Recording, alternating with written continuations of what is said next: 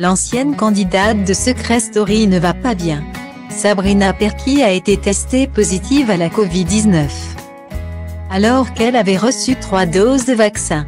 La jeune femme, qui est atteinte de mucoviscidose, espère ne pas développer une forme sévère de la maladie. Le 21 juillet 2021 devait être un jour très particulier pour Sabrina Perquis. L'ancienne candidate de classe égale à HRL Secret Story, saison 5.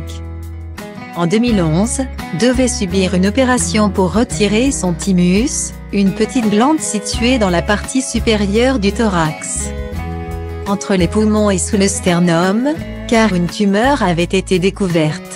Mais tout a été chamboulé car la belle blonde, qui est atteinte de la mucoviscidose, a été testée positive à la Covid-19.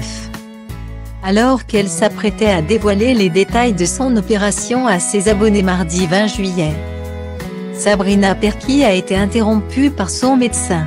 Et lorsqu'elle a repris la parole, c'était pour expliquer, avec des larmes aux yeux, que son intervention était finalement annulée.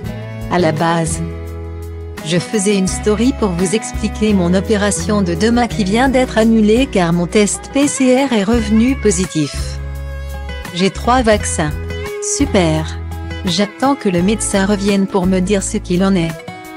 Soit je reste en surveillance ici, soit je rentre à la maison et on reporte l'opération d'au moins 15 jours 3 semaines.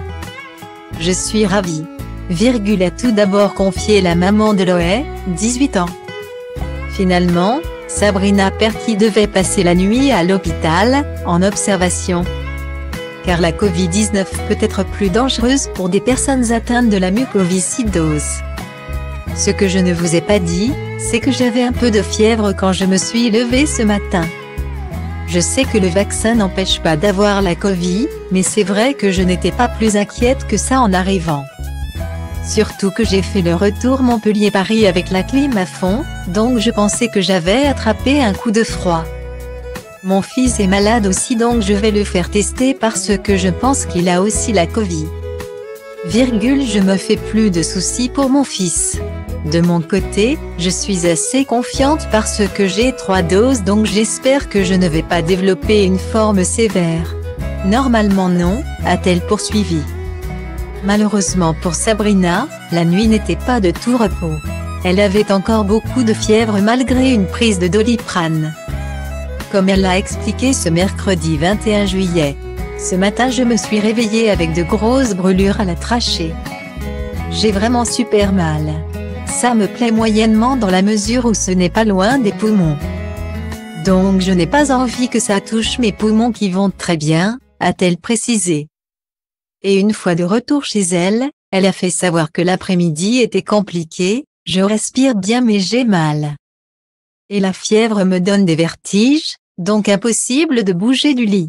Les médecins lui ont notamment prescrit des antibiotiques et lui ont donné des recommandations.